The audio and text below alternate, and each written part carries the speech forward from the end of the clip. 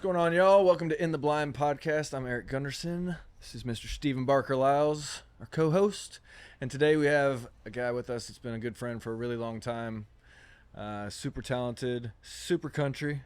Y'all make some noise, I would say, but you can't really make any noise on a podcast. So welcome, Mr. JJ Lawhorn. JJ Lawhorn. What's going on, boys? Good to hang out with y'all for a while. It's good to see you. How you been? Likewise, man. I've been hanging in there like a booger in buttermilk.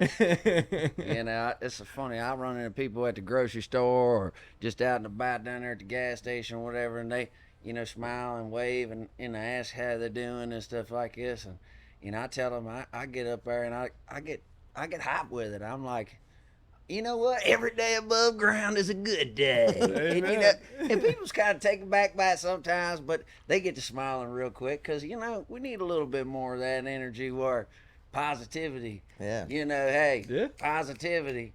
Come on.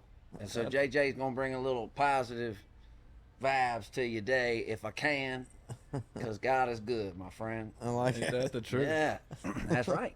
That's right. Well, I think So we what we live, talking we about, live in a dog? day and age where everybody's super negative, so to bring a little positivity to the world is a good thing. You got to try it. You know, we all got different talents and gifts that God gives us, and you know, it's up to us to figure out how to sharpen the sword and then how to swing the sword. And effectively, when you go out there and you make somebody's day, you just never know what somebody's going through. I was always taught that you never know what somebody's going through. Yep. So they could just be like one bad joke away from whooping you up, Yeah. and then they could be one good joke away from being like, you know what, man, that was funny, and I needed that today because I was getting ready to punch a hole through the wall, bro. You know, you ain't got no idea what I've been going through, and so it's really cool, man. I've been able to try to bring that to people's lives when I can and feel inclined, and so hopefully we'll do a little bit of that here today. Amen. That's the goal, right? That's right. That's right. Well, we'll start at the beginning. How long you been in Nashville now? Man, I've been coming down here and been living around these parts in and out for probably like 15, 16 years now. Yeah.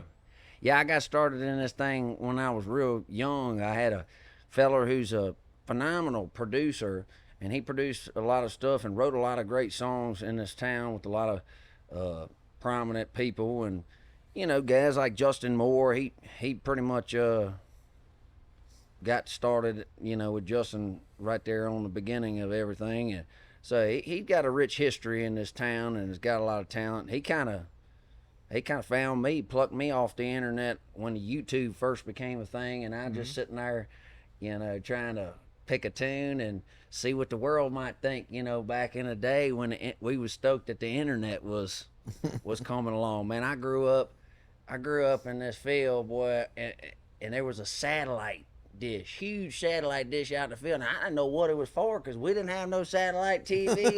That thing never worked. I was like, somebody was trying to phone it home, ET, I don't know. But it was hilarious, man. It's like we didn't really have all those luxuries, and I didn't get, you know, cell phones, stuff like that till later on in life. But about that time that I did get a cell phone, and you know, that was when, like, I had this fella come down here and try to see who I was and how talented I was with writing music, and he's like, you need to come to Nashville. You know, he run around for a couple of days with me shooting clay pigeons and raising cane and running through mud holes, and he just wanted to see, you know, what kind of kid I was. And I think he saw a lot of himself in me, and so anyways, he's like, yeah, man, we need to write some songs. Wrote some songs in my barn, and he's like, kid, you need to come to Nashville. And that was like, I don't know, 16 years ago. Damn. So I came here, set up shop, started making music, and you know, had some success doing it. And I you know, I'm a country music singer. I'm might not be a household name, but there's a whole lot of boys that come off the mountain, a whole lot of gals that come off the mountain to come hear old JJ music strike up. Come on! I'm just telling you, you strike it up, you get to stomping on the front porch, man. You got 700-800 hillbillies out there on the side of a mountain hooping and hollering, cooking pigs and stuff. Yeah, People know me off there in the woods. So it's appropriate. We in the duck blind. It's like I told y'all boys, this is the nicest duck blind I'd never been in. Most of the time we ain't even have no blind. We just sit there in the reeds with some old man going, "Shut up, boy, don't move. Shut up, boy, don't move." You know, and I was happy to oblige. Like if we was ever in some kind of a duck blind, I was like cooking the food. And then, you know, they fire up the stogies, and next thing you know, all right, here they come, get ready, get ready. Bye, I'll kill you. We was doing whacking, stacking, and I'm just sitting there laughing, frying eggs. Here you go, boys. Here's what, you know, that's how we got down. We did it all. We didn't just hunt for ducks and stuff like that. We hunted for everything that you could imagine, and especially if we could use dogs legally to do it, we would use dogs. And so it's funny. It's like I'm a good old boy, a little feral kid from Virginia. I really did grow up that ways. I came to this town, started making music, started working with all these professional people, got a taste of the business and this, that, and the other, and I was able to go and invest some of my money from music into some land. And so I started out wanting to have a farm and got the farm and basically stuck to myself for a number of years and just really stayed true to the root of who I am, how I was raised. I didn't make no music for nobody else but for me, really, in a sense. And I needed that to really embody what it is that my fans see from me, because I really am like that. And I don't believe that if you spend all your time out there touring and doing this, that, and other, that you just ain't like me. You just ain't like me. You ain't climbing off the mountain. Before I come off here, I done cut 4 monster walnut trees. Right before I we mean, came they here. go kaboom when they come off the side of a big old hill like that. But see, that's the difference. Is like, I'm not knocking somebody that's getting their money and going out there and providing for their family and touring nonstop, because I get that. I've been there. But at this point in my life, I don't always do that, because, you know, maybe I can go cut down a couple walnut trees and make more money than having to go try to strike up a tour bus and pay to go across this country and play 3 or 4 shows here and stuff. I done done that. That's like I told somebody the other day. I said, boys, I done been a country music singer my whole life. I said, everybody wants to be a country boy. I said, so I'm fit to retire and be a gangster rapper. You know what? I'm not about doing no trends. I don't do no trends. If it's cool to be country, I'm not saying I ain't country, because whether I to tell you I wasn't, I just am. But I mean, for real, y'all, I don't care about none of the titles. I don't care none about no trends or nothing like that. I do what the Lord leads me to do, and I go with the wind, y'all. I'm talking about, I'm like a sailboat out there on the ocean. And some people don't like being around people like that, but I think if I was you, it would be a little exciting. It is. I get rowdy and spontaneous and wild. And so, yeah, man, that's a little bit about me. Done a lot of crazy stuff over the years. Hunted in a lot of places that were wild. Have crazy stories. I don't know what you want to talk about, but I'm done rambling about it. Well, I can attest to the fact that any time that I've ever been around you, it's a wild, wild time. I mean, We met him on a cruise ship, right? Yep, We yep. met you on a cruise ship, country music cruise. That's right. Yep. And this guy comes up to me with some little like Vietnam looking hat, and he comes over there, waddle over there. He's like, hey man, I looked up your music, and he's like, me and you's gonna be best friends. And I said, I'm like looking at this guy, I'm like, what are you talking about? I'm like, I don't know about this. But he's like, nah, dude, me and you, we're gonna be best friends. And I'm like, all right, dog, maybe, we'll see. We'll see. You know? But he's got that about him, you know. He's a definitely likable does. guy. And even though I'm not the kind of person, or at least back then I wasn't the kind of, I'm looking, what are you doing, man? Are you you messing with me? What are you What's your trying to do? angle? What's the angle here? You know what I mean? But he's funny, and that's how we met initially. Yep, I do believe. I don't think Steven's ever met a stranger. Oh, No, he's a friendly guy. And I am too nowadays. I got Jesus now, so I'm a little bit more social. That's I'm good. a little quicker to ask somebody if they're having a bad day and can I pray for them, That's rather cool. than, be like, man, I don't want to talk to that person. You Yeah. know what I mean? And that's what it takes, is we got to be people. We can't be stuck in our ways no matter if we're having a bad day. Don't run that person off the road. I don't know which camera to look at. Don't run that person off the road. Yep. You know what I mean? You're Be right. kind to people, even when they don't deserve it, because one day you need some mercy. You need some mercy. I need some mercy, some grace.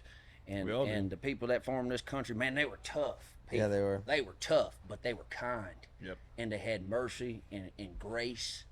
And so, yeah, come on. That's the grease we cook Yeah. with. Well, back to what you're saying. You found Jesus. I mean, and I think when we met you, probably what 15-ish years ago, Probably, 12, yeah. 13 maybe now. I know you've always been wild. You've always been crazy and character, And yeah. you're back then. I mean, every writer's around. Like you were all over the place. And I think were you on Average Joe's back at some point? I was on Average Joe's record label. Yeah, and then I split ways with them, and you know, look. At the end of the day, it's like this.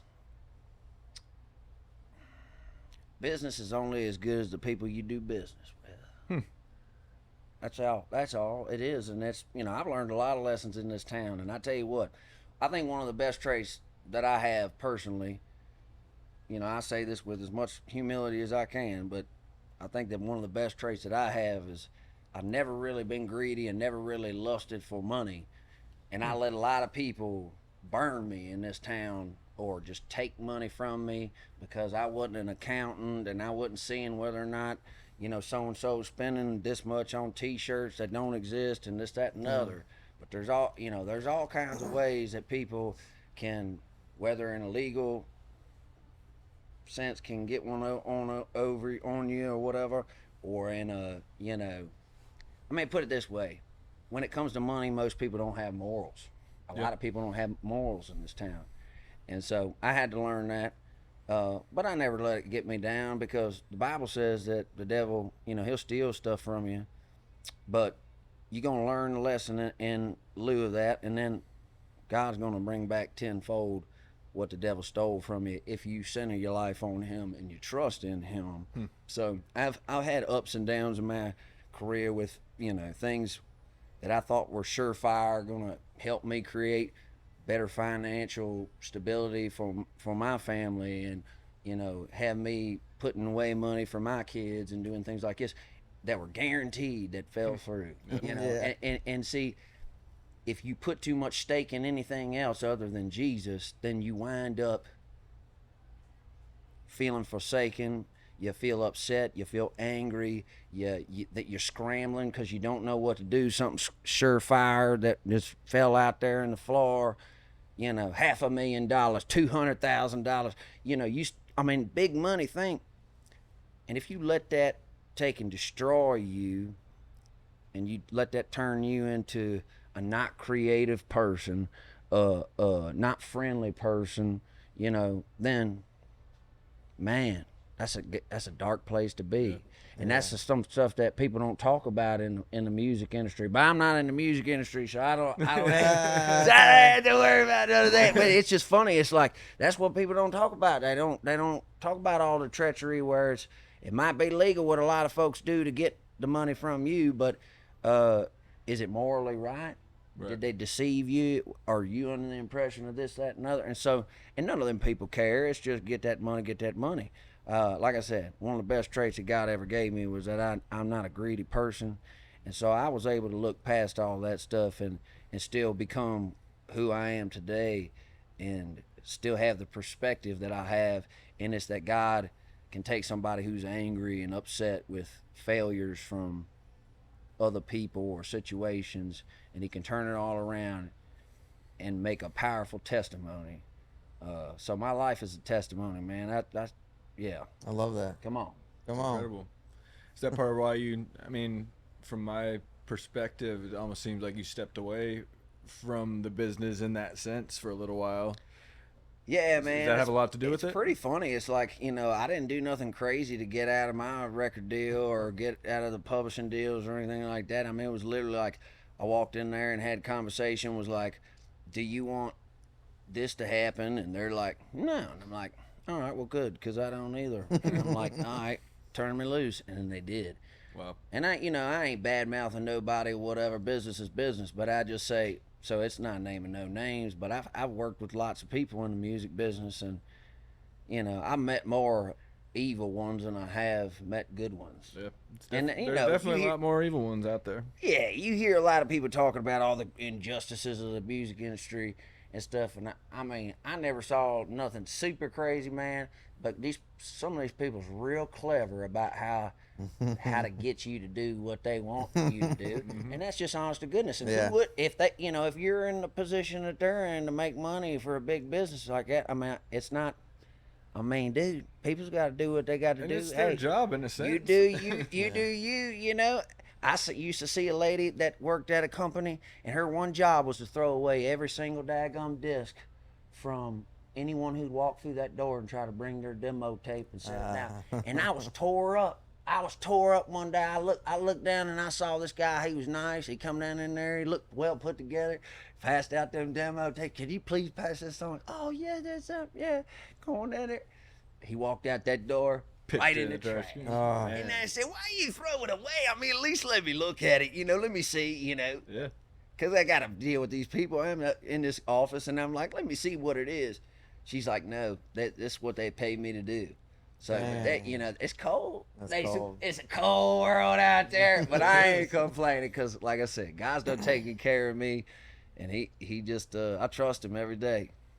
Yeah, dude. Some people, what's wild about it is like, when you have a deep-seated trust in God and a relationship that's growing with him, man, it looks delusional to a lot of people. Yeah, it does. And I've seen that a lot. And to them, I would say, you should go look up like Smith Wigglesworth or something. Somebody had a stack of death certificates on their desk of people that, they laid hands on and prayed over in Jesus' name, and they came back from the gurney right there. It just popped up. And so I don't know, man. Just like, they don't want you to know everything. Just maybe I ain't saying who they is, but the forces don't want you to know everything. But go look up Smith Wigglesworth.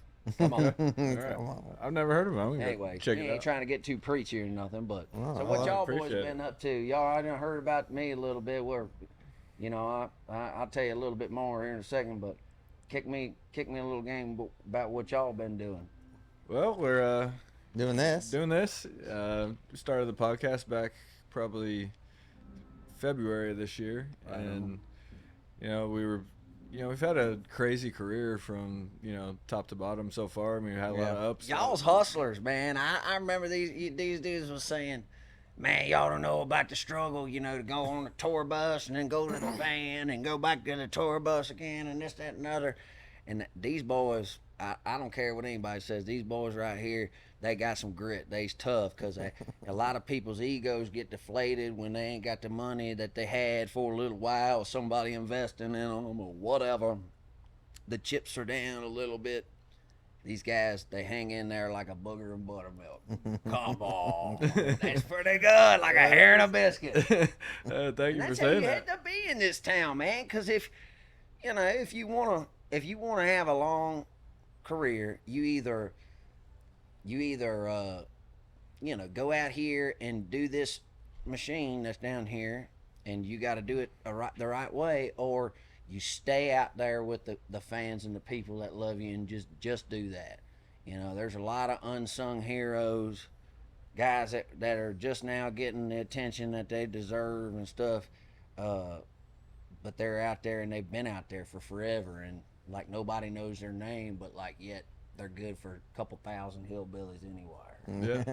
Yeah. Well, I mean, we've been very, very fortunate and very blessed, and we've met a lot of amazing people in the industry like yourself, and then like you were talking about, we've met a lot of shady characters. Shysters. And like you said, people are looking out for their job, and there's people that are put in a position to take advantage of people and to try to coerce these young artists. I mean, we were guilty of it. We came in this town, I think we got our first deal. We were 20, 21, 22 years old.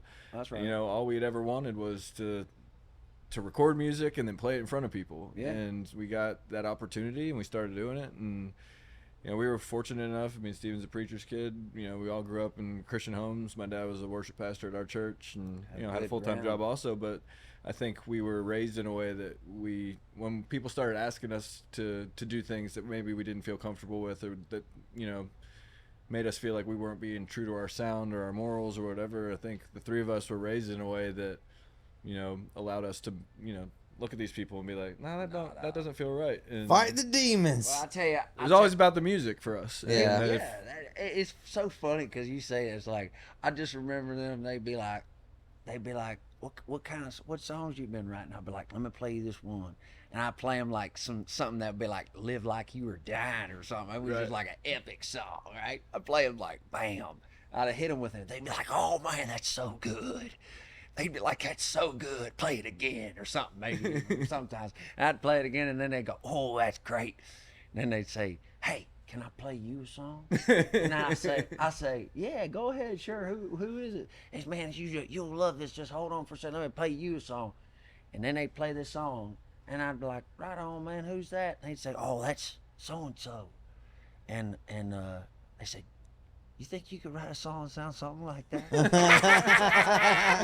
And it sounds silly when I say it like that, because I'm fitting to start cackling at the end of it. But in context, oh, they sly. Yeah. And it's not like, oh, we're gonna force you down there, put your head on the barbecue, go down there and do this. It ain't no cartel. No. But it's like they're like, hey, do you think you could do this? That's so funny. And a lot of people, it's funny. I went to this gathering of artists or whatever, and was working on this album, working on some music, and dude, it was hilarious, man. Like, this one guy walked up to me, and he was a lot shorter than me, but he walked up to me, and he's cool, man. I like the guy. I ain't dissing on him for being short. We didn't get to choose, but he walked up to me as short as day, boy. He walked right up to me. He said, man, I like that jacket you got.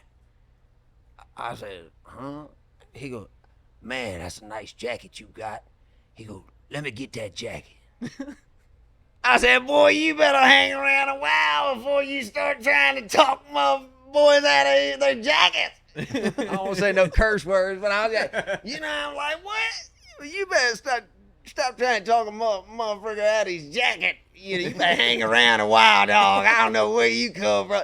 He's like, no, man, where'd you get that jacket from? I said, dude, I don't know. My lady goes shopping for me. I said, I'm out here pulling logs off the woods and shooting deer and doing all this other stuff, running dogs. What do you mean, man? I ain't going shopping. My lady, she gonna go down there. She gonna fetch me some clothes that she gonna think I look good in. And then she gonna come down the line, bring them back and be like, here, baby, I got something new for you because you looking ragamuffin. You need to clean up, get to hit the shower, shave one time, quit looking like a cousin it, and then come back out here. But she knows that she's coming home to a man every night. There it is. I got that dog in me.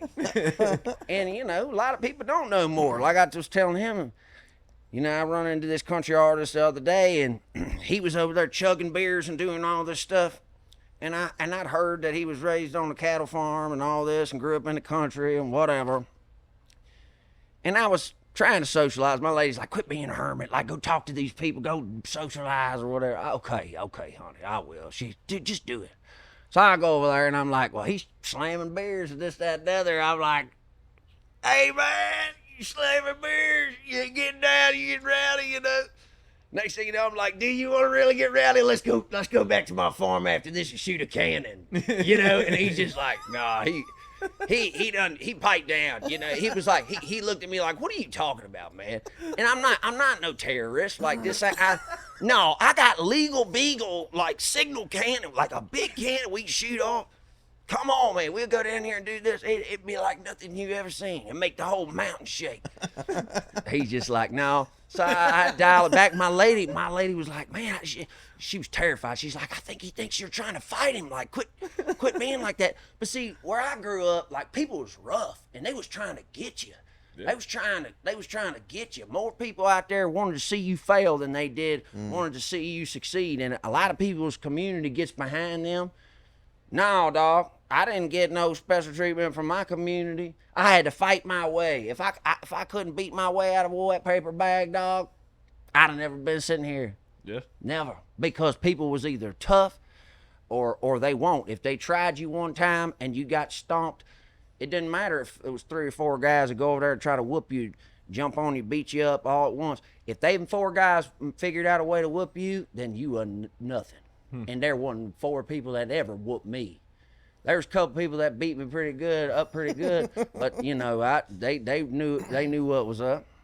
But I got crafty, man, and that's the unsung story about me, is that a lot of people don't know that JJ had to fight and had to scratch and had to claw to get to where he's at. I played every bar on every wrong side of every tracks. I really did the honky tonkin'. And so I don't care really if anybody knows. Them people that came to them concerts did. I mean, dude, I can't even mention some of the names of these places that we played because they ain't no good. I can't even say that I like all the places, all the names of the places that I went to play to try to make a living, because that was where we had to go. Yeah. And nobody else was tough enough, boy. But I come out there with a roll of cash and maybe a couple broken pool cue sticks. You know. Man, guys was crazy. It put cigarettes out on their arms, walk up to you, throw the middle finger up in your face and all that. And I'm like, dude, I'm gonna cleave you with this guitar. You know what I mean? You don't really see nobody doing stuff. I guess maybe there's a few places down in Texas where they're throwing bottles at the chicken wire or something like that still. But, and of course, I guess I see that. I seen this one guy, somebody showed me this Gavin guy, Adcock or something like this. He throwing beers, or people, I don't know, all these people throwing beers and going crazy and whatever. Man, that wasn't the thing that we was doing. That was just what everybody was doing in the place. You know what I mean? It was crazy. Like, woo, somebody got mad because these 2 girls hopped up on the stage, and one of them's old boy's wife, and one of them's old boy's girlfriend in there. And they get back, we're dancing with them. We had to fight our way out of some crazy stuff that happened over next to nothing. But that's what you do out in Podunk. You really grow up in a small town. If you did, then you know what I'm talking about. I don't know which camera to look at, but you get what I'm saying. Where'd you grow up again? I grew up in Central Virginia, Hanover County. Half my family's from Hanover County. Other half of my family's from Mecklenburg County. And so, about middle of the state. And they both in line with each other. One of them's 12 miles from North Carolina, and the other one's, like I say, just above Richmond. But yeah. I'm from Mecklenburg County, but I think it's a different one. Come on. North Carolina, though. That's right. I heard that, yeah. But it's beautiful country off in there, man. And we hunt deer with dogs. We hunt bears. We hunt squirrels and rabbits and turkeys and all kinds of things that people don't even, like, I talk to a lot of guys, and they're like, you hunt turkeys with dogs? I'm like, oh, yeah. They're like, well, how do you do it? And I'm like, well, there's several strategies and yada, yada, yada. And I'll explain to them how it goes down. They're like, wow, I never knew that. I'm curious. Can you enlighten us on? Well, turkey hunting with dogs, I'll tell you how you do it, but I've got a hunting album that's coming out soon at the end of the month or whatever of August. You have the date? Early September. I got several projects coming out, so I can't say all the dates for all of them. But one of them is a concept album. Really like doing those, and it's all about hunting with dogs. So every song on it's about something to do with that, whether we're hog hunting or bear hunting or whatever, and they're all themed songs. So pretty cool album. Y'all stay tuned for that. I'm excited to hear that. But yeah, man. Shoot, I done got thrown off. What did you ask me? I asked you how your strategy of hunting turkeys. Hunting turkeys. That's one of the songs on there. Is called "Bust Up the Flock," which is one of the ways to do it. So what we do is, we go in there before it's dark, before the sun comes up, rather, while it's still dark. And then while the sun comes up, we'll turn these bird dogs out there in the woods, and they'll go find the turkeys where they're up. It pays to do a little scouting and to know which kind of patch of woods these turkeys are roosted in.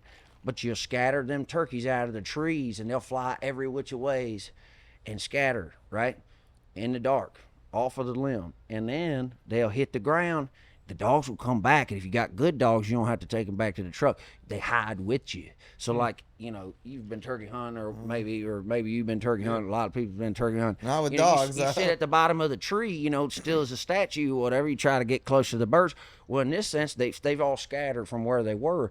You just sit down there right there where they was with the dogs, they cover the dogs up with like, a little burlap sack, or some people will put them in an actual sack, a camouflage bag or something, put something over top of them, and they just sit there still as a statue. And we call the birds back, and they all come back, and just hunt with a couple of guys to where you can shoot 3 or 4 turkeys at one time and get bow. Everybody picks one and you kill them, and it works so good. Nice. People think it sounds stupid, but I'm telling you, you want to kill a bunch of turkeys legally. You know what I'm saying? Legally. That's a great way to do it. A lot of guys in Pennsylvania do it. It's a thing in Virginia. I'm sure there's a couple other states that allow you to do it too. But the other way to hunt turkeys with dogs is how a lot of boys back home hunt turkeys with dogs, which is we're on a dog drive with the deer. We run a deer. We run it. If a coyote comes out, we kill it. If the bear comes out in this season, we kill it too. But we're running out this briar patch. That's when you see them turkeys flush out. Boy, when somebody pulls up and goes, God, bow! And boo! It looked like a pillow exploded, like a pheasant, like a freaking pheasant shoots. Pow! I saw somebody fold one up in the middle of the cutover a couple months back. Man, it was hilarious because it just stoned them. It's a whole lot bigger than a pheasant. Takes a little bit longer for that thing to get up off the ground. And if you got some high power shells on that thing, boy, it's funny. They'll blow it up. Anyhow. That's funny. That's awesome. Yeah, we eat them though. Yeah, of course. Yeah, come on. What's your favorite way to hunt deer? With dogs. With dogs? Yeah, man, there ain't nothing like it. And honestly, of all the kinds of hound hunting, I love hound hunting for coons, and I love hound hunting for bears and all kinds of other stuff, and rabbit hunting. But man, my favorite has got to be deer hunting with dogs, because it's a cultural tradition where I'm from that goes all the way back to George Washington. Wow. And some of them dogs that are still being hunted today go all the way back to some of the dogs that he had in his breeding Like the stock. bloodline and everything? Oh yeah. How many dogs do you have? No, I don't have but let's see, what I got, 6 dogs or something like that now. But at one time, I had about 9 or 10. And people would see me going down the road with all these dogs hanging at the windows in the back and everything. They would laugh. But I just, that's just what it is, man. A lot of guys that were my age, back in their 20s and stuff when I was growing up, I'm 32 now, coming on 33. But when I was a young man and I was looking up to these guys that were doing what I was doing, running these dogs, shoot, if you was 23, 24, you might have 23, 24 dogs. Yeah. Wow. And that was a lot to keep up with and look after and everything. But that's how big of a cultural tradition it is, and turning them things out and knowing how to effectively do a long range hunt. Or if you've got a small block of land and it's surrounded, how to put the right people in the right places and also not shoot anybody. Have everybody in a safe position to be able to effectively seal the deal. It's a lot of coordination. It's a lot of camaraderie. There's a lot of teamwork and team effort, and it's just like a military operation when you do it the right way, and you can kill 40, 50 deer in one day. Because I've been a part of doing it several times, and I don't normally tell people that, because people go, oh well, that's crazy, whatever.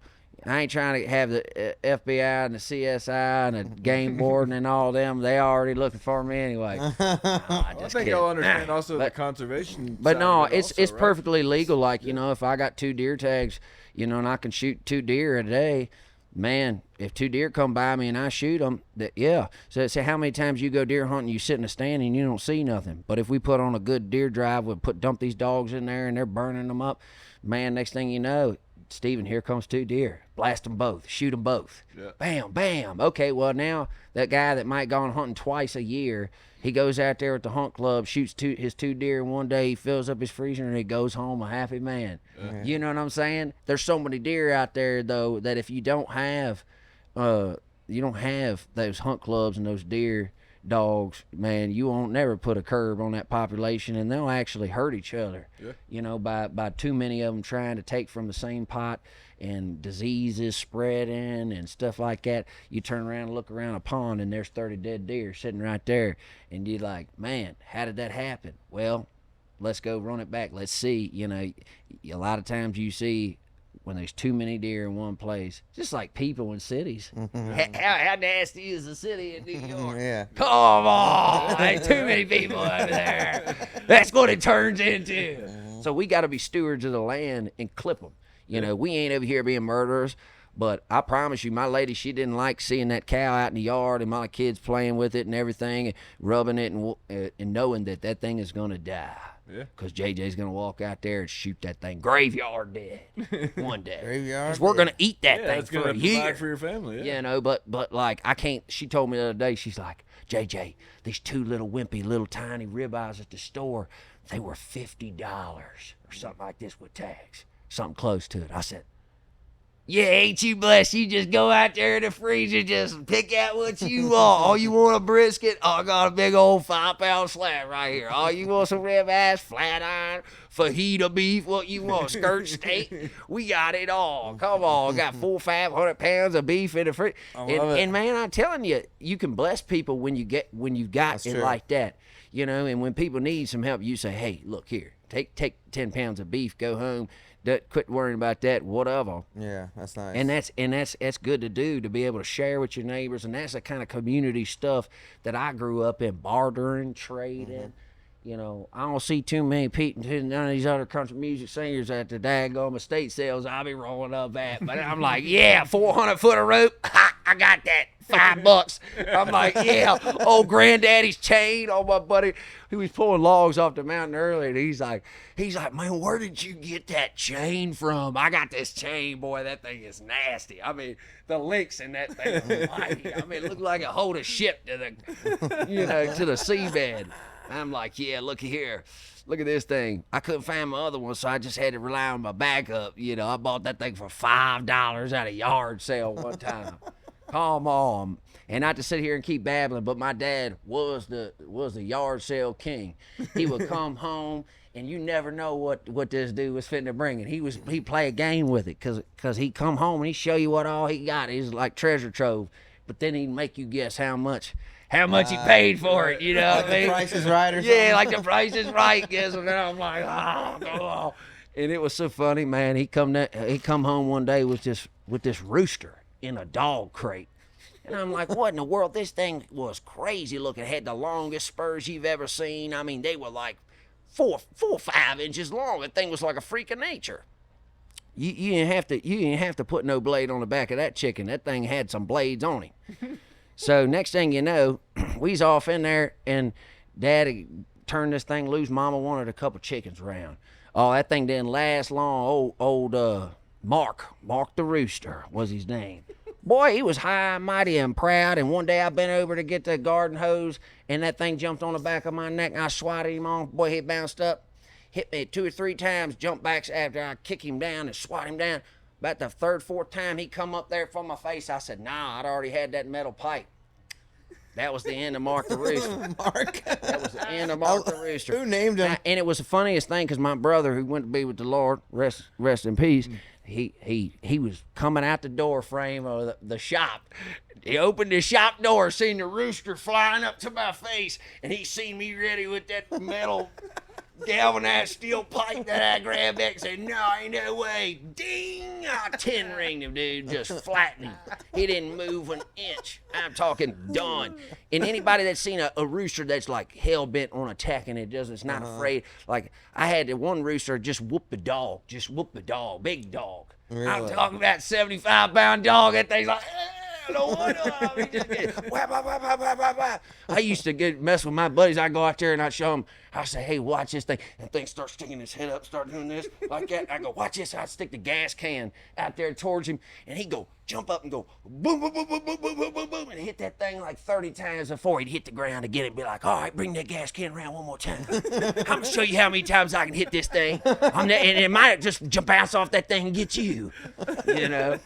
But we always had animals. We always had critters. You never knew what Daddy Lawhorn was fitting to bring home. Bicycles, fishing poles, anything, dude. I'm like, you pay $5 for this? I got it for 5 cents. 1 nickel, 1 nickel. I got a whole box of books. 1 nickel, you know, right. To 1/4. You know, they were just going to throw it away. Yeah. You know, whatever it was. I'm like, all right, old man. So, yeah, had a wholesome raising, man, out in the country.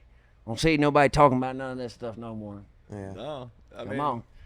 I mean, like you were saying, I'd say like people are, saying Gavin Adcock is like the, real country boy, most country boy, and then you talk to someone like yourself, and you're like, I don't know if that is country. It's all a matter of perspective, because that's country. I heard somebody said, I was asking about the guy, and they brought him up, and they said he hauled cows and stuff like that, and that's right on, man. That's some country stuff.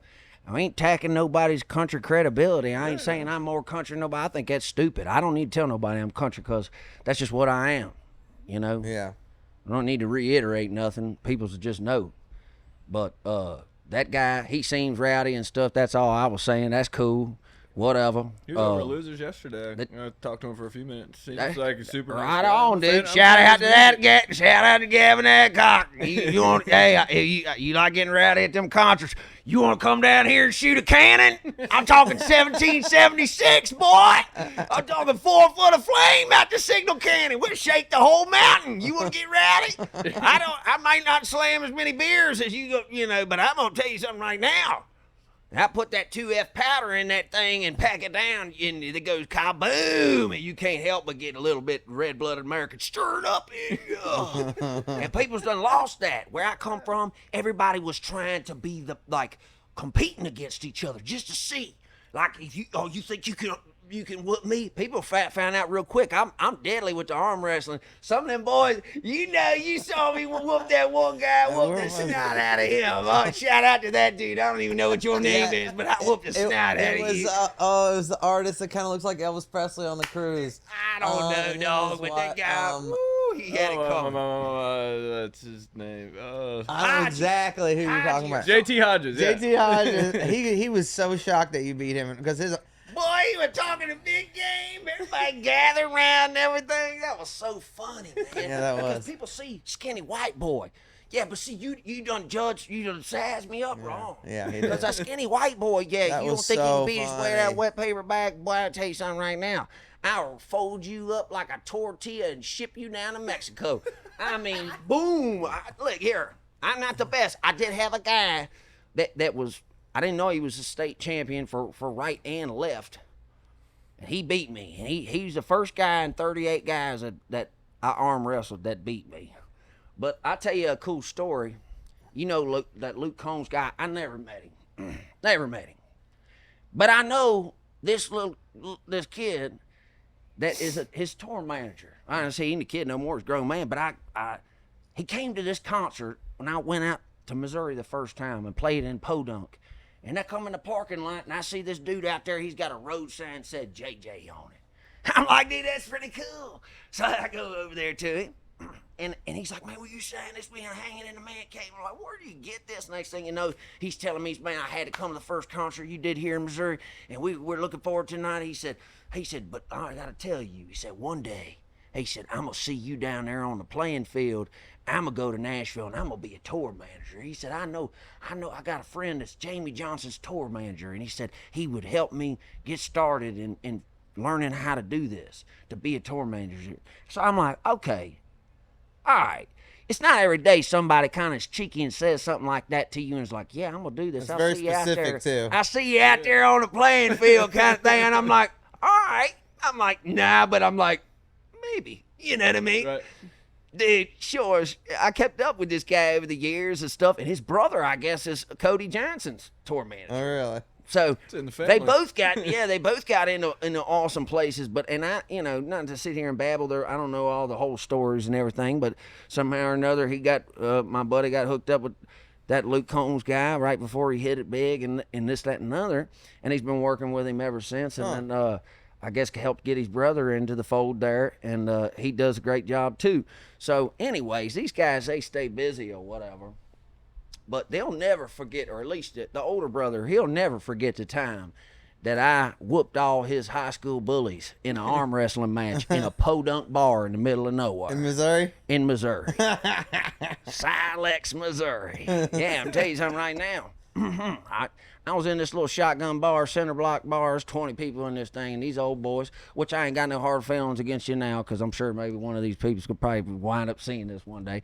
But you know, I showed you some love. Come on, man, I taught you how I whooped you. But I went down in there, and these guys were jerks to this guy, I guess, when he was in high school or something. Give him a hard time, and I didn't know that. Unbeknownst to me, we played some pool. Shot this game of pool, and they was, we beat JJ, and we beat they just started getting all snotty and everything, and I kind of was like, well, look, boys, you know, I don't really care nothing about pool. You ain't really done nothing to beat me in pool. I don't shoot pool. I'm like, where I'm from, we arm wrestle. Yes. But the guy was so much bigger than me. Yeah. He's like, oh, yeah, he looked like a fat boy getting ready to eat a cake, you know. Yeah. He thought he was going to whoop me good, you know. Yeah. When we got ready to arm wrestle, the lady got a big old shotgun over the bar, you know, hanging up. She's like, get out there, boy, you ain't gonna arm wrestle in there. So I'm like, all right, everybody goes outside of the bar. So now we got the whole bar involved in the spot. And I got these two guys, and the dude, my buddy, this Luke Combs tour manager, Ethan, he's like, man, I done broke my shoulder. I can't arm wrestle. And I said, well, I get them both. So I said, you first. And I told him what the rules were, but then I gave him the sauce. And I tell you something right now, he's a big old boy. He's probably like 255, you know, working on 260 or something like this. I don't know, maybe 245. Maybe I'm ramping him up a little bit. Who knows? But a big old boy. Right. And I yanked him right across that table. I put him down. He said, ain't no way. Again, bam, put him down. Next thing you know, the other, I said, you next. No, you done beat him. No, come on, I'll show you after I beat you too. I beat this other skinny guy who's built like me. And they were both tough guys, you know.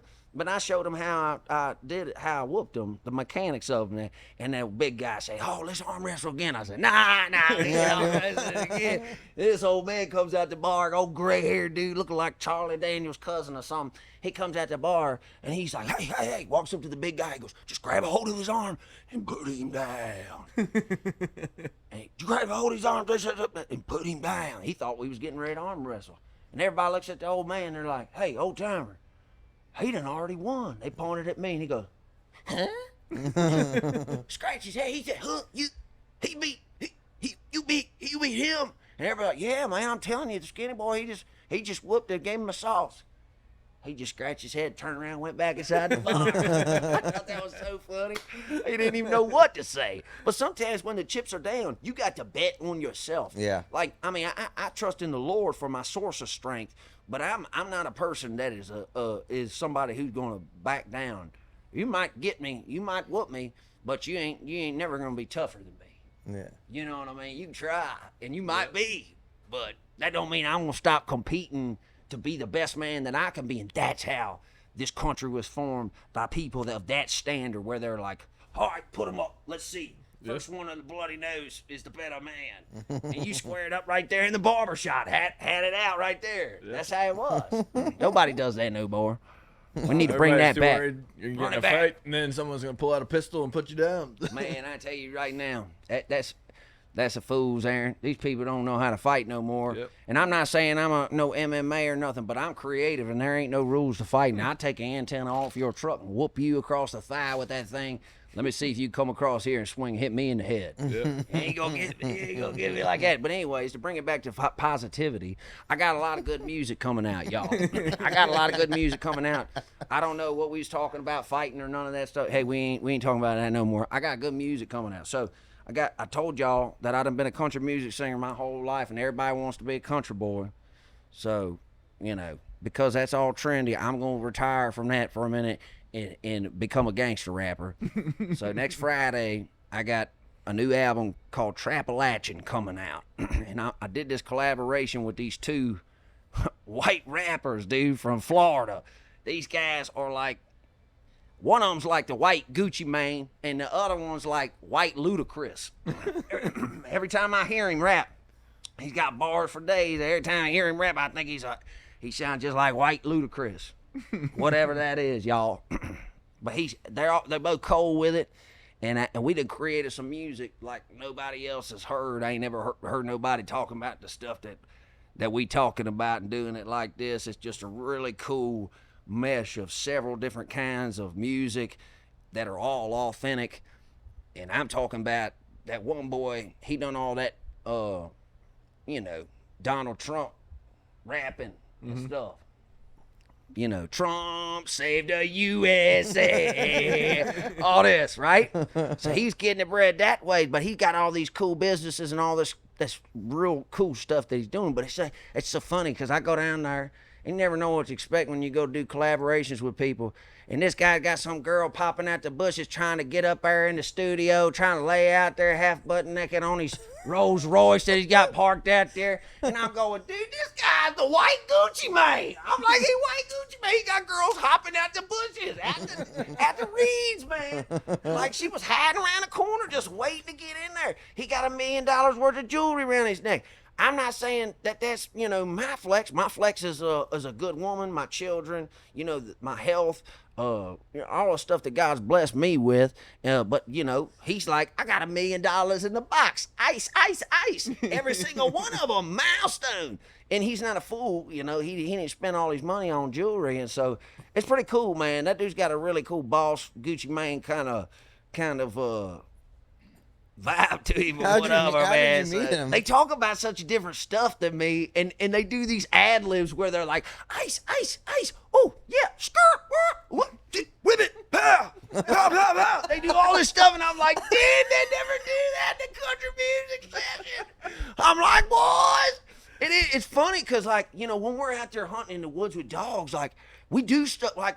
We kind of ad-lib. Like, we have our own little songs that we sing to let each other know, like, where we're at, and it's like hooping and hollering and, get up, outside of it, yeah. Everybody kind of has their own thing that's going on. It's so funny. It's like, dang, that stuff, like, the creative and all the bells and whistles of what he does, it's so different than what I do, but it's so cool because it didn't feel like foreign.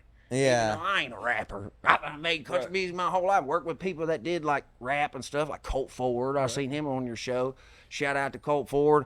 Glad to see that you doing well, brother. You guys did a song together too, right? Yeah, I was on his label for a while, and I done some music, a couple things with him, and yeah, man.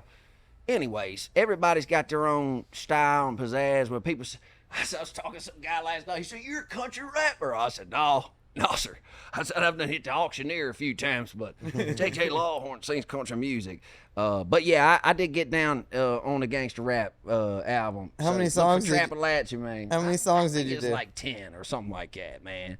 But I also got some other guys that were features on the song, some other rappers like Rocky and I don't know. I think they Stitches or somebody else on there that put on this thing. I done got some crazy white boys on this thing here. Yeah. Well, that's probably fun to make, though, I'm sure. Yeah, it was cool, man. I got to hold it down for the, Confederate veterans, man. I love American history, man. I love American history. I'm a son of Confederate veterans, nice. and I love American history, all of it. And I think that people should embrace who they are, learn the history, learn their story, their family story, learn the truth about things. And I've never been ashamed of who I am. And some people don't like that. I'm loud and proud, but love America, love God, love my family, love my neighbor, try to help people even if they don't like me, even if they don't deserve it, even if they ain't kind to me. And that's what more can you do? Come on. Absolutely. What more can you do? You don't have to go here if you don't want to, but I remember hearing, I don't know when it was, a little while back, that you had some beef with, I think, Ryan Upchurch or something. Was that just a bunch of BS, or is that any truth to that? I don't got no beef with nobody because, like I said before, I got like 700 pounds in my freezer. There you go. I don't have no qualms against nobody because God taught me an important lesson about forgiveness. See, God taught me this. He said, when I asked the Lord one time, I said, "Lord, how am I going to forgive somebody that's whoever it was that done me wrong?" I said, "How am I going to forgive this person when they done me like this, Lord?" And I was really angry. And he said, "Son, I forgave you." Mm-hmm. And I heard the voice of the Holy Spirit speak to me, clear as day. And I was still angry because I was still struggling with it in the natural realm, in a natural sense, losing money, losing whatever. But it's like God shows you that if you want to have forgiveness for the things you've been less than perfect for in your life, then you have to be able to extend that same forgiveness to someone else. That's the only thing that the Lord are going to hunt you up for while you still down here on earth is you holding and hardening your heart in unforgiveness against somebody else. So, look, man, people done me wrong plenty times. But I don't put my trust in people. I don't put my faith in people. I don't have no expectancy. I'd like to think that people would conduct themselves as men, but you can't make that assumption. Daddy used to say, that if you assume, it'll make a ASSS is how he would say it, because he didn't curse. But he'd say, it'd make an ass out of you and me. Assume. So, yeah, it's one of those things. I don't got no qualms with nobody, man. But I pray for him. I pray that he humbles himself before the Lord and centers his life on him and gets to growing in a real relationship with Jesus. Yeah. That's what I pray. So JJ, don't sit here and beef with nobody. Like I said, got 700 pounds in the freezer or whatever. Come on. Yeah, man, that's my gangster. Throw me some, bro. Used to be a bit of the boogeyman. You know what I'm saying? But maybe back in the day, JJ was a little bit of the boogeyman. But like I said, I ain't got the FBI or nobody looking for me because I ain't done nothing wrong. I ain't never had to off nobody, and that's the way I like to keep it. That's great. I got close a few times to having to get rid of people because they wanted to kill me. Yeah. And when somebody comes to your property and wants to kill you, let's just say you got a right to defend yourself. So we're not murderers or nothing like that. But JJ is not. JJ don't run, and. Well, I respect that about you. Yeah, we don't run. We don't call. We call 911 after they done laid out because they show up with the gun. I've had some real. Dude, I really did grow up in a crazy place. Even though it was out in the country, man, it was really crazy. So I got a different kind of grit, man. That people like. I got shot at. I got stabbed. Like it really actually sounds awful, but. It was awesome. Like, it was an awesome way to grow. Like, where I lived in the middle of nowhere, it was rowdy. You could you imagine, close your eyes and imagine this, riding down a chip tar road in the middle of nowhere that's got some houses on it everywhere now and then, just launching mortars at 3 o'clock and at 2, 3, 4 o'clock in the morning. And I'm going, stop shooting so many. That one just about blew up at that house. I'm going, y'all are idiots. And they're going, faster, go faster. Shoot more off. Kaboom. Pow, pow. And I'm going, dude, we're going to die. We're going to get killed. I'm on the edge of the pickup truck getting ready to jump out, hit the ditch, roll. But stuff like that was like every Thursday night. Every time I could sneak away without getting beat by the old man by showing up late. I grew up in a rowdy way, man. So ain't nobody talking me out my jacket. No. And ain't nobody finna tell me I don't know nothing about what I know. Ain't nobody gonna beat you in arm wrestling. Well, they might, but because whatever. But I'm gonna tell you something. There's always gonna be somebody bad. There's tougher guys. I'm not gonna sit here and tell you I'm gonna run a 100-mile race. That don't mean nothing to me. That's not something I aspire to do. So there's goals that I've set for myself. I like to try to kill a big bull elk with a homemade flintlock in his bed. And I almost did it. I'm talking about I got so close. The game ward laughed at me because he never seen nobody had no homemade old-timey gun like Davy Crockett like that, wrapped up in grandma's blanket. Done flipped that thing up out of there, showed that to that guy. He couldn't believe it. I said, I got a bullet that's 230 grains. I said, I got all this. He said, well, I'm just going to take your word for it because I don't know what the regulations on that are. I go, all right, that's right. Hey, people think you're crazy. I was out there. Listen, man, this is funny. So this guy, it's a public land. It's 2 million acres, and I'm out there camped out. And, you got these people coming in past your camp and everything, and they just going in by the droves. And one day I just sitting there, and so I watch this guy go out. He goes out there for like an hour or two. And he comes back. Maybe it was like 3 hours. I don't know. Goes back after a while, and I said, hey, man. I said, you see anything in there? And he's like, no, I didn't see nothing at all. I said, well, how far did you go back off in there? And he said, man, I went a long ways. I said, well, what's a long ways to you? He said, like 2 or 3 miles. I said, like a mile and a half there and a mile and a half back? He said, yeah. I said, oh, okay. Right on, man. And he's like, well, how far are you going off in there? I said, I mean, you know, about 10. And he's like, 10? You walking 10 miles off in there? I said, oh, yeah. I said, I've been killing every squirrel and every grouse I see along the way, too. And that guy looked at me like, let's go. And took off running. That's how I scare all the elk hunters off if they weren't friendly and whatever. I'd be like, hey, boys, you see these squirrels in there? Oh, man, I done killed 50 grouse in there yesterday. Me and the boys did it. Had 15 bird dogs in there. They're like, God, this crazy fool. I got the rebel flag hanging up in my camp. I'm like, stay away. I was here 4 days before the season starts. Fan your own corn.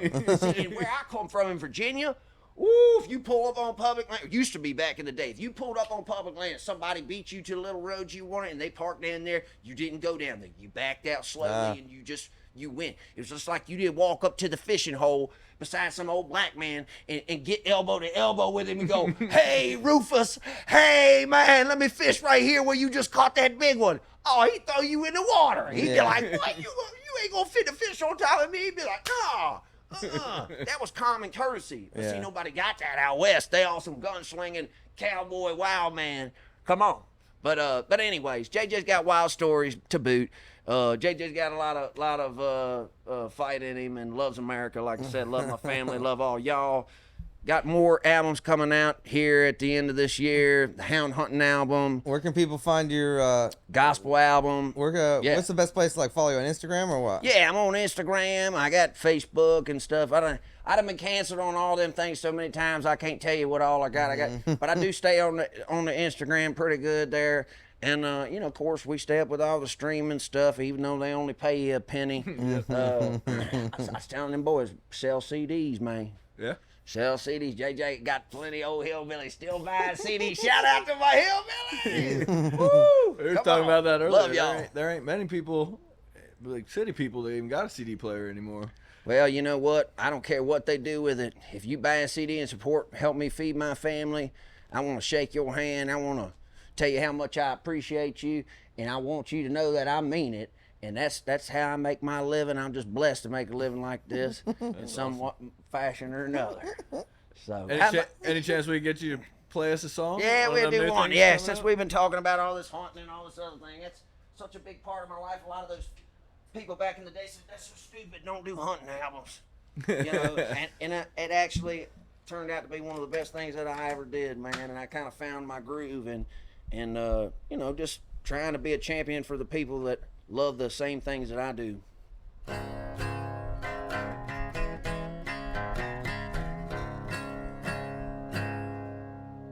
What's the name of this song here?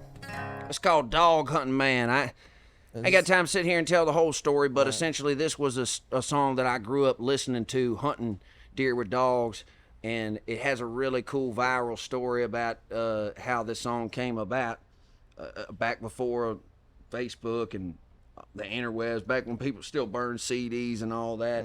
The guy basically he made a little bit of music, burned it on a CD, gave it to the guys in his hunt club. One of them burned a CD, passed it out to somebody else. It wound up on a dirt road in Florida. This old boy was pulling over, catching these dogs, found this CD, put it in his CD player, was like, oh my gosh, I'm out here hunting dogs, and there's this dog hunting man.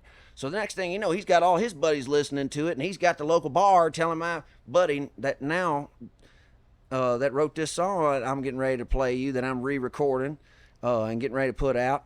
Man, he couldn't believe this bar wanted him to come down there and play. How did y'all find my music? So he finds this crazy story about how it was just meant to be. Yeah. You know what I'm saying? Like, and next thing you know, he's got people all over the South wanting him to play, you know, hunt clubs and this, that, and other. So this was a huge part of my childhood growing up, and it really explains why I love doing this so much. And that's why I wanted to re-record it, and he asked me to.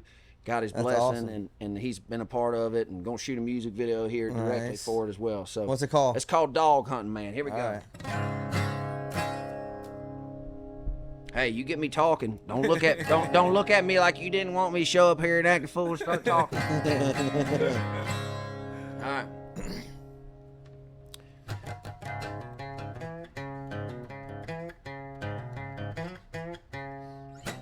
What do you know, it's that time again to meet at the clubhouse with all my friends. You don't know what you're missing, let me tell you why. My daddy started this club many years ago. With a lot of hard work, he made it grow into a way of life just for you and me. He said, son, you know, there are people out there that try to stop you because they don't care about the way we do things down here in the South. There ain't nothing wrong with being raised this way, and I don't give a darn what they say, just to drop that tailgate and show them what it's all about. We turn them loose, let them run. It won't be a minute till the race is on. Cause once they hit that cypress pond, them old dogs get to singing their sweet song. Wait just a minute, they're coming my way. Baby, this'll be my lucky day. I wish everybody could understand a full-blooded dog hunting man. Oh yeah. My little boy, he's only 6 years old, standing with me out here in the cold. He just would not have it any other way. He said, Daddy, don't you know that it won't be long? I'll be driving your truck on my own, with 4 big tires and a dog box in the back. Oh, as a matter of fact, about that time on the radio, old Steven saw a big buck cross the road. He said, look out, JJ, 'cause here he comes. Yeah, I turned around and I looked at him. He looked back at me with a big old grin. He spun his hand around and then he said, they turn them loose, let them run. It won't be a minute till the race is on. 'Cause once they hit that cypress pond, them old dogs get to singing their sweet song. Wait just a minute, they're coming my way. Maybe this will be my lucky day. Daddy, I hope you understand I'm a full-blooded dog hunting man. Oh yeah.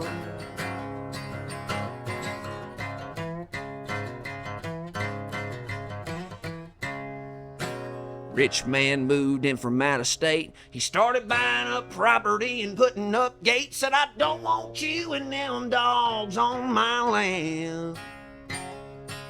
He said, I've never hunted by running dogs. In fact, it should be against the law. 'Cause all you need is a corn pile and a stand. Well, early one morning we made a drive. Black and tans took a buck across the line. Shots rang out like thunder through the air. Rich man came down the road doing 85. He slammed on the brakes with a power slide. I couldn't believe my ears when he said, let's turn them loose, let them run. Hey, I can't remember having that much fun. The way them dogs got to singing their song, I could listen all day long. Is there any way you can do it again? Now them dogs is my best friends. Now I see, I understand. They full-blooded dog hunting man. Oh yeah.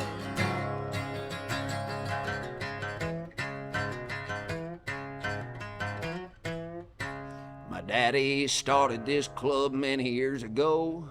With a lot of hard work, he made it grow into a way of life just for you and me. Come on.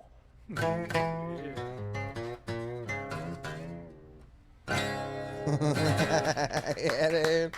Thank you, JJ. Awesome. No problem, bro. So is the Red Eye Hunt Club the hunt club your dad started, or is that a different one? This is this right here is a group of crazy ass outlaw guys that I grew up hunting with, that I learned how not to hunt from. Nice. Yeah. You never incriminate yourself. Never incriminate yourself. I never done much of nothing wrong intentionally, y'all. Come on. That was awesome. Thank you for Thanks for sharing coming that on. with us. Appreciate you, man. Yeah, like I say, we all got our own things and cultural traditions that are around where we grow up, and we don't get to pick and choose. But if you love them and you love where you grew up and you embrace those things, man, you might just find your next passion. And so that's kind of how it was with me, and I'm blessed that I had that as a childhood pastime. Come on. Maybe you'll go out there and go deer hunting with dogs with me one day. Well, man. if you'll have us, we're in. I took fun. some people, man. They had a blast. Old Taylor Ray Holbrook, my buddy. He never seen him have a smile so big in his life. He come out there holding that deer that he shot out in front of my dogs with that stick jammed through its nose, just happy as a flea on a dog. I mean, and you will be too, because it's fun. It's a good time, man. So, awesome. anyways, hey, Appreciate you, man. Had a good time, Steven. JJ. Love you. Appreciate Love you, you. brother. Love you, brother. Good to see you, man. Thank you. JJ Lawhorn, y'all. JJ. He's the man. Oh.